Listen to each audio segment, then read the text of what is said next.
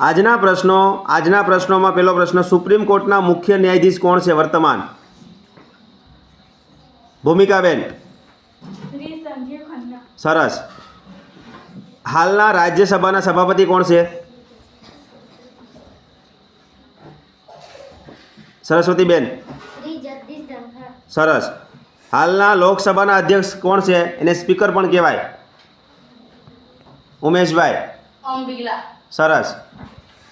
હાલના attorney general કોણ છે ભારતના? અંકિતાબેન. સી.આર. વેંકટ રમણી. સરસ. સોલિસિટર જનરલ કોણ છે વર્તમાન ભારતના સોલિસિટર જનરલ? ઉમેશભાઈ.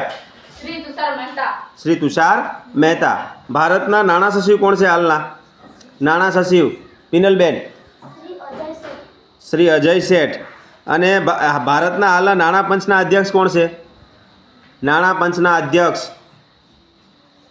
ઉમેશભાઈ. શ્રી અરવિંદ પનાગરિયા. સરસ.